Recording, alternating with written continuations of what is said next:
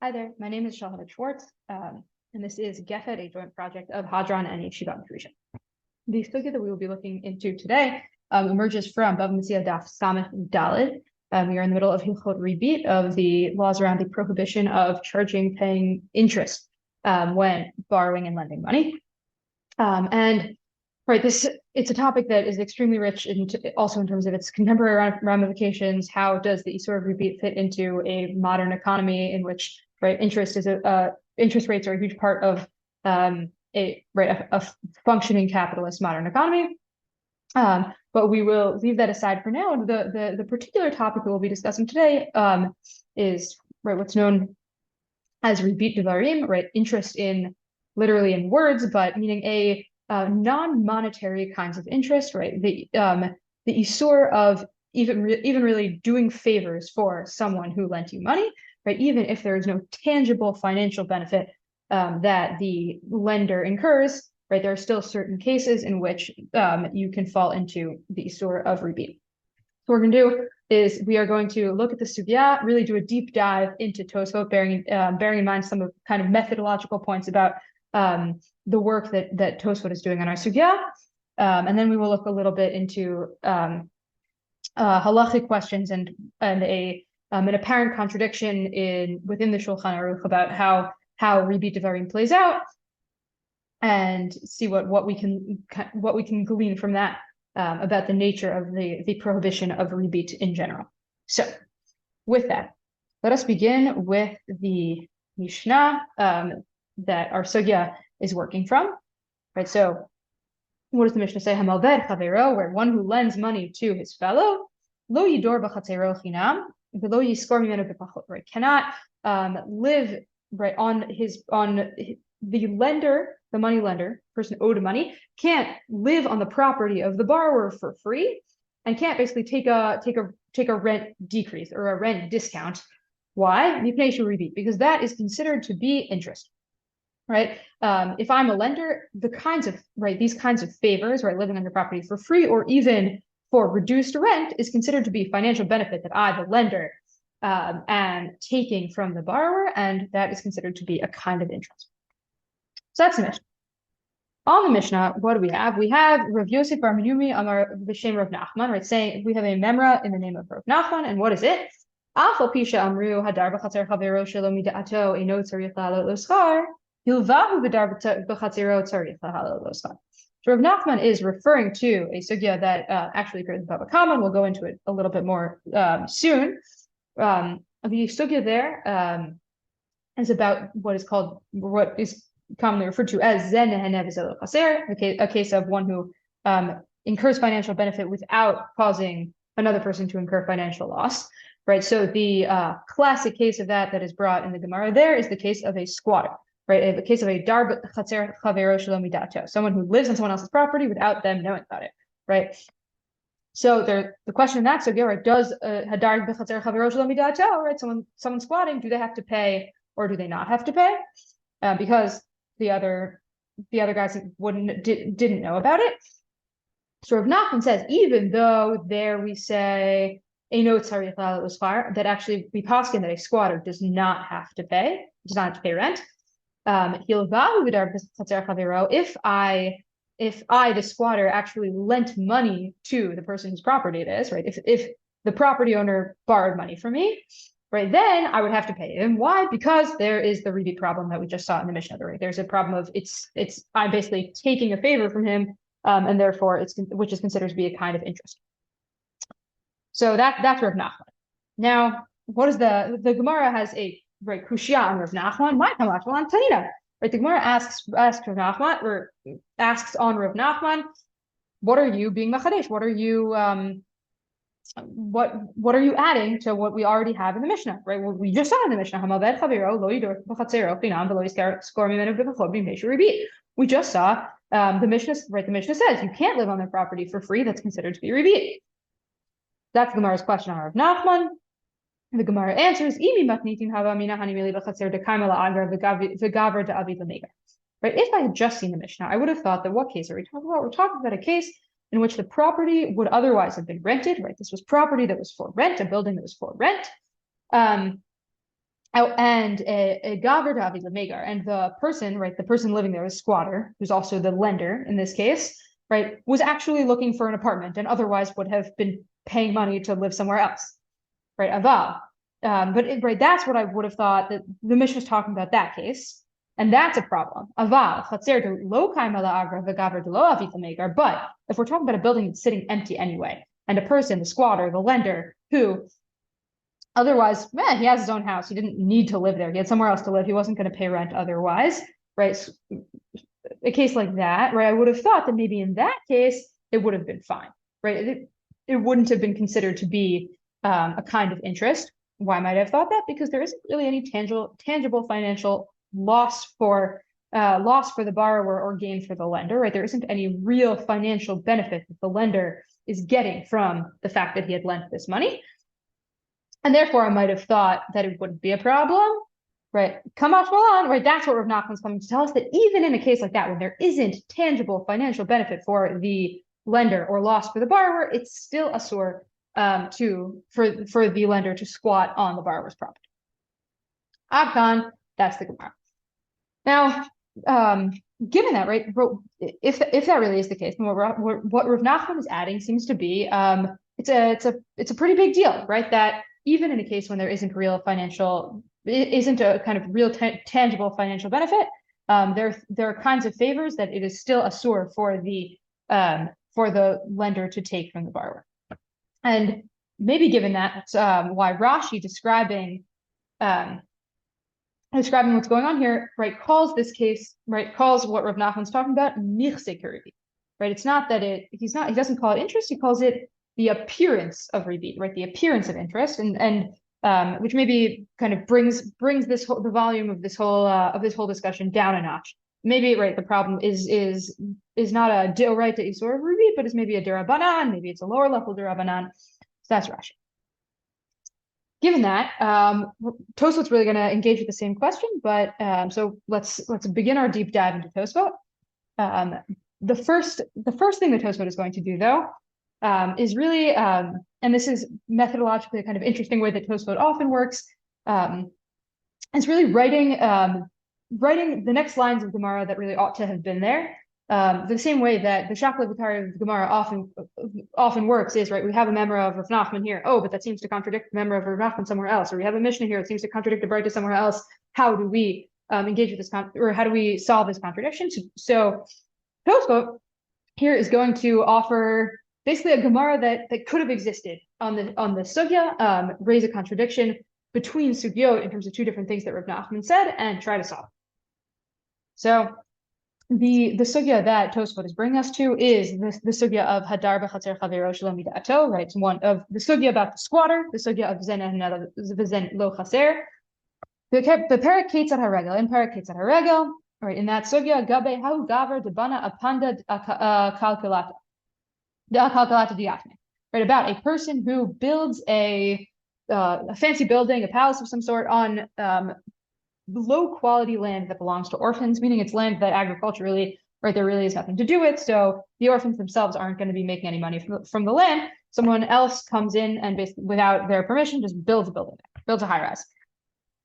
And there, in that case, Rav Nachman says that the builder has to pay money to the yatomim, to the orphans who own the land. And what the Gemara gleans from this, at least at first glance, the Gemara, right, understands from this as a hava mina, that Rav Nachman thinks that hadar b'chatzer chavero shelo midato, that a squatter tzarich has to pay what, right, presumably the same way that this person building a house on the orphan's property has to pay them, so too, or is not allowed to do so without paying them, so too a squatter would have to pay. Right? Dika Amar lema kasav Rav Nachman hadar b'chatzer chavero shelo midato tzarich l'sfar. Right, the Gemara says there. So we see from that the Rav Nachman seems to think that a squatter does have to pay. Okay, so now Tosfot's saying Tosfot's looking at that sugya and saying, wait, but what about our sugya here, where Rav Nachman explicitly said, "Eino tzarich l'sfar, havamatzi l'meimar inkein kasha de Rav Nachman and Rav Nachman dehacha." Right, what the Gemara there should have said is that Rav Nachman seems to be if that were a plausible reading of Rav Nachman's actions, right, as the Gemara there proposes, that seems to contradict what it says, what Rav Nachman says explicitly in our sugya, which is that a squatter does not have to pay. Right, so we've got a contradiction there in our sugya. Rav Nachman says explicitly a squatter does not have to pay. There in Bava Kama, the Gemara at least raises the possibility, based on Rav Nachman's ruling in an actual case, that a squatter would have to pay. So Ella here, Tosfot offers two answers. One is lo kai hatam hach, right? That actually, in that case, in Bava Kama, it's just being brought as a havamina. It's not a big deal, right? We don't actually lemaskana. We don't actually say that Rav Nachman thinks that dar b'chatzer chaviro tzarich l'skar. Rav Nachman and the maskana of the Gemara there is that a squatter does not have to pay the ba'al chatzer. And that's option number one. Just don't read too much into it. It's a havamina. Option number two is ve'od. Sorry, the chatzer de lo kaim ala agra v'gavra de lo avid lamegar. Dehavi zen lo nehenev ze eno chaser. Kidemas. Ava chatzer de lo kaim ala agra v'gavra de lo avid lamegar. Ema lo kamash vala. That in our case, right? What in our sugi here? What is the case that Rav Nachman is adding? The case that Rav Nachman is talking about? He's talking about a case in which the chaser would be lying empty anyway, would not otherwise be rented out, and the squatter would not otherwise be renting other property. So, right, it's a case in which there's neither tangible financial loss for the property owner, aka borrower, nor is there tangible financial benefit for the squatter, aka lender. And in that case, it's clear to Rav Nachman that in a case where zel lo nehenev is lo chaser, right? Nobody is having any tangible financial loss or benefit. In that kind of case, squatting does not require payment. And the question that we're considering in the sugya in Bava Kama, we're considering a case in which there is tangible financial benefit or loss, right? In which the property would otherwise be rented out, or the renter would otherwise be paying for some other property. So Tosfot, right, really writing a Gemara here. Rav Nachman seems to contradict Rav Nachman there. How do we solve that problem? Either we don't have to take a havamina that seriously, we don't pass one like it anyway, or Rav Nachman is actually talking about two different cases. All right. Now Tosfot continues with really the question of right halacha. How do we paskin on a particular question that the sugya also deals with, which is how much does this Issur of favors, fundamentally of the borrower doing the lender a favor, does that Issur only apply to a case when that is the kind of precondition of the loan, or is it the case that whenever there is a loan, a kind of an active whenever there's a loan between two people, all of a sudden all favors really become off the table? So what is Tosfot paskin?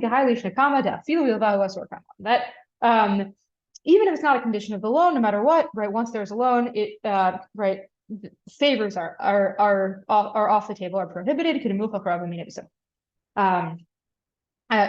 Bases this on Rabba later in the sukkah. If that's the case, though,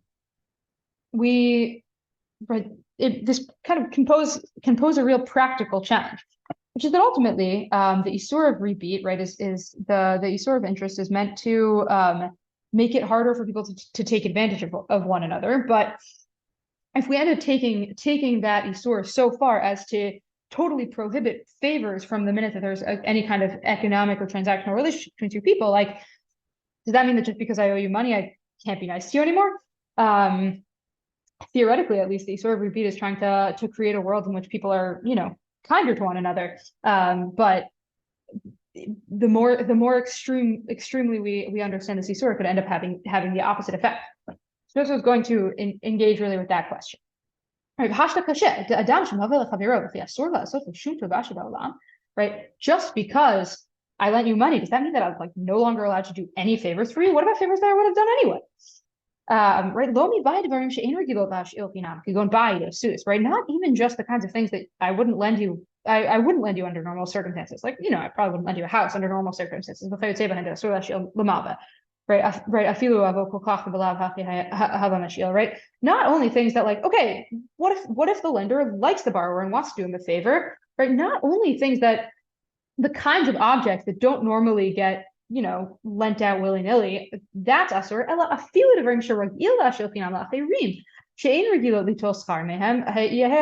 But even the kinds of things that normally I would lend anyone. I would lend you who owes me money, but I would, or I would lend you to whom I owe money, but maybe I would lend it to anyone else also, right? Even those things are Issur. Right? Right? If we really think that empty property that is just sort of like sitting there, right? That kind of thing, let him, that in general other people could come and stay there, right? Stay there and squat there for free, right? So now just because you owe me money, just because I owe you money, I'm not allowed to do you the same favor that I would do anyone else. Really, that's Issur. So that's Tosfot's question. It's really a question that she'oleh mistvarav, right? A question that occurs sort of logically. It's not a textual question, but it really, Tosfot here is stressing the kind of absurdity of taking, right, of what happens when you take this expansive reading of the Issur of Ribit to its logical conclusion. So how does Tosfot address this problem? And the Yishlamar Dafka b'milei, right? Tosfot's going to offer us two answers. So answer number one: the Yishlamar Dafka b'milei de farhesia the avsha tuva, right? Asar hachakulehai kigon l'ador b'chatzerav l'tkofav de. But maybe the only kinds of things that are Issur, even in such an extreme way, even the kinds of things that I would do a favor for someone else, right? I would do as a favor for someone else, I can't do as a favor for you, the person who lends me money. Maybe that Issur only applies to the kinds of favors that are very public, right? Circumstances in which lots of people would see and notice that was what's going on, right? Milei de farhesia, like lending you my property, right? Anyone can tell where anyone's living. Right,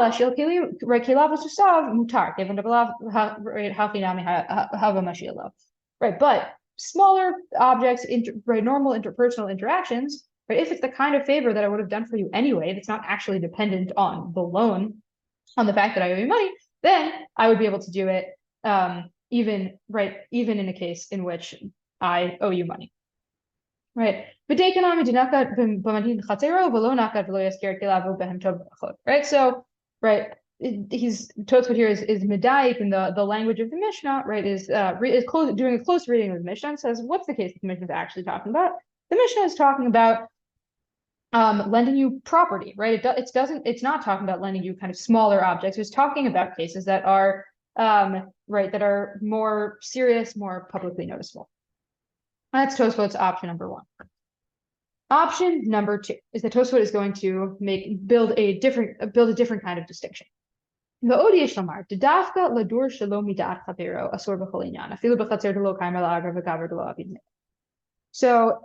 it's the kind of favor that I would presumably do for somebody else, right, that's not dependent on the loan in particular, Tosfot says, and in which there's no tangible financial loss or tangible financial benefit, in that case, it's only Issur if it is done without the knowledge of the borrower, right? If the lender, aka squatter, starts squatting on the borrower's property without his knowledge, that's a problem, even if it's an empty lot. Why?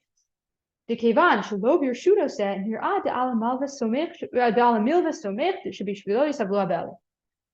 I'm not asking permission, if I, the money lender, want to squat on the property of the guy who owes me money, and I do it without permission, makes it look like what am I assuming? I'm assuming that he's going to let me get away with it because he owes me money. It is just right. There's a kind of assumption, or at least the way that it looks, is that I'm relying on the loan to kind of give me some credit with this person, this person whose property I'm squatting. Aval. But if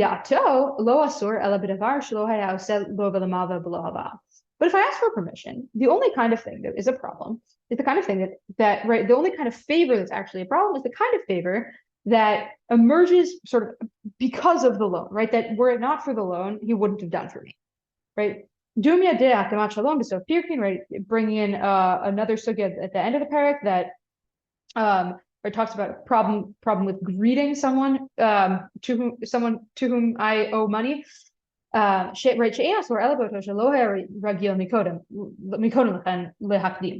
It's only a problem if beforehand, right? If before the loan, this wasn't the way that we behaved with each other.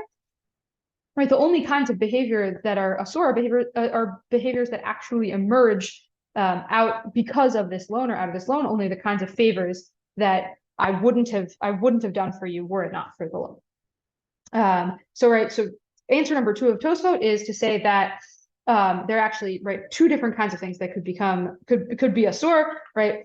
One is even the kinds of favors that I would do for someone else, I'm not allowed to do for someone who I owe money to. Even the kinds of favors that I would do for someone else, I'm not allowed to do for someone who I owe money to if he basically takes it without letting me know, without permission, because it makes it seem like he's relying on the fact that I owe him one. That's option number 1. Option number 2 are the kinds of things that really there's tangible financial loss, tangible financial benefit I wouldn't have done were it not for the loan that was between us. In that case, even if I know about it, it's a problem. So now, which of these cases is the Mishnah referring to? Tosfot asks. Right? What does Tosfot say? Tosfot says that the Mishnah is referring to a case in which it seems like the owner of the property, aka the borrower, knew about what was going on.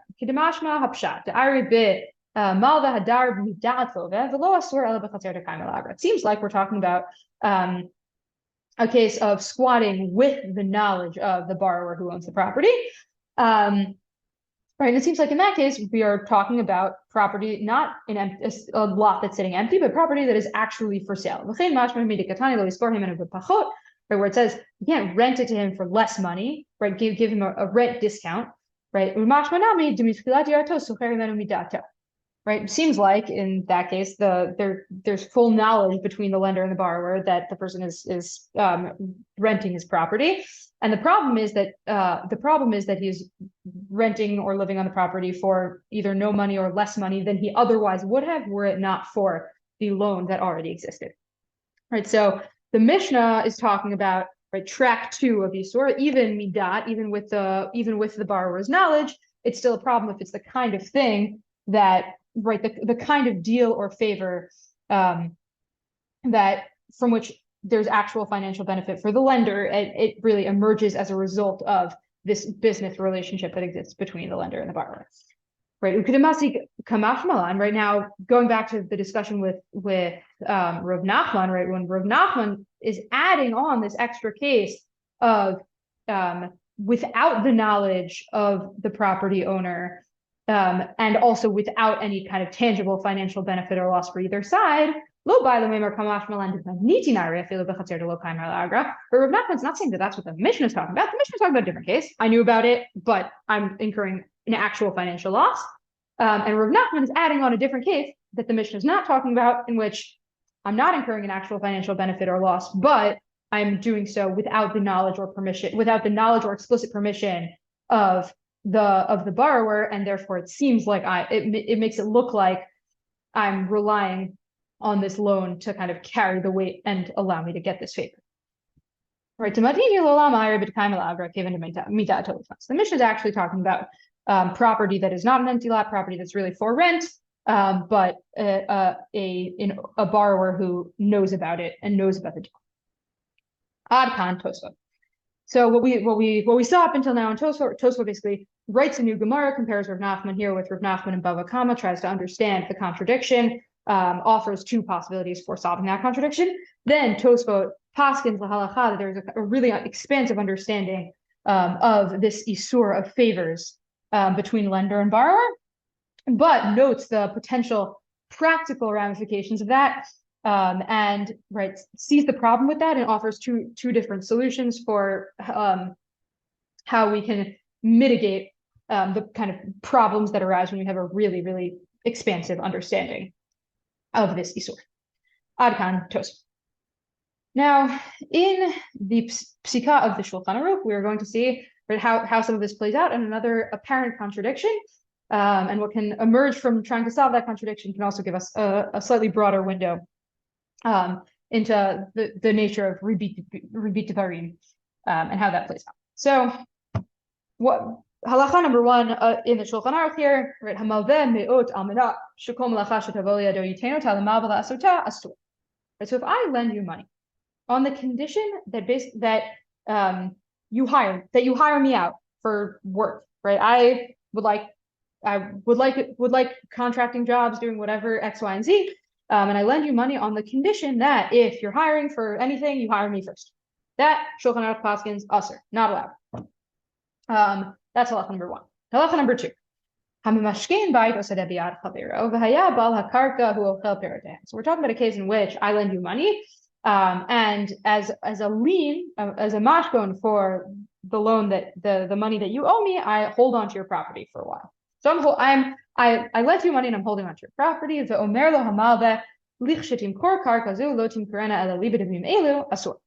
And I want, as part of this deal in which I'm lending you money and holding on to your property, I say, if you sell this property, if you decide that you want to sell this property, I get dibs and for this price, like X, Y, and Z dollars. That's right. I'm setting a price in advance for if you sell this property, I get dibs on it for that price. That the Shulchan Aruch says is Issur. But aval, ima marlo al timkarena li ela b'shovya ve'amanat kenan imaveotcha.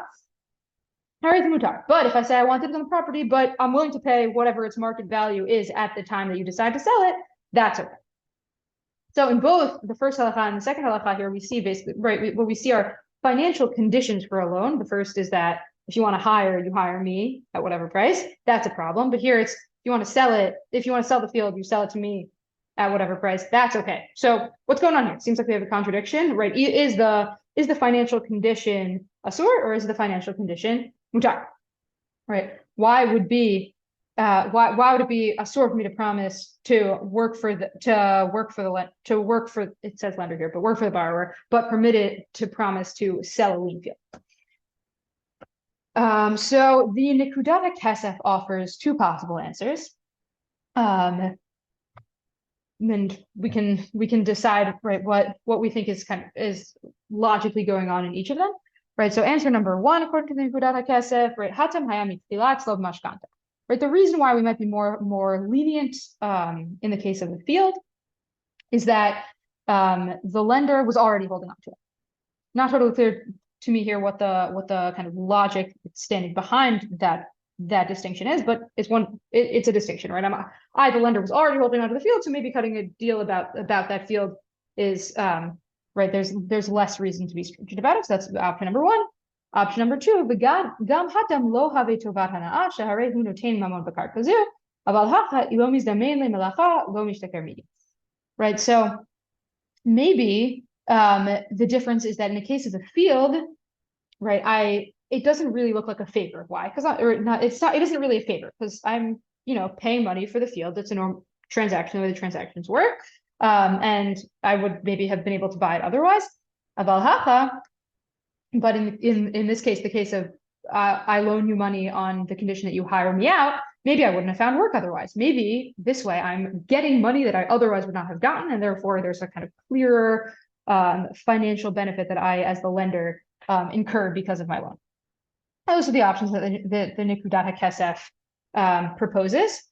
Rabbi Issur Weiss actually offers another solution that maybe is what is going on in the second answer of Nekudat HaKesef, but gives us a slightly larger, right, kind of brings in a slightly broader understanding of really what's going on with ribit devarim in the first place. That really, I think, can explain the difference between these two cases in the Shulchan Aruch. Ubiyasod hadavar, says Rabbi Issur Weiss. נראה כפי שכתבתי לעיל בעניין ריבית דברים, שאין הדבר תלוי אלא בדרך שהדברים משתקפים ונתפסים בעיני בני אדם. Right? Really, what's going on with ribit devarim, right? With this prohibition of interest that isn't tangible and financial, but that is, right, doing a favor for someone who, because I owe them money or when I owe them money, right? Really, the problem with that is the whole Issur there is dependent on how this kind of behavior is understood and how it looks publicly, or how it looks in B'nei Bnei Adam, in the eyes of other people. When I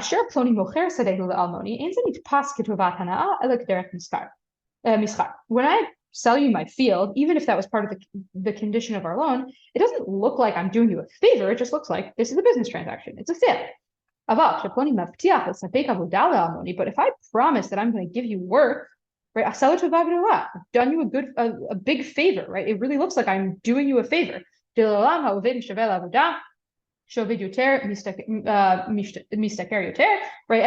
People want more work. The more you work, the more money you make, right? That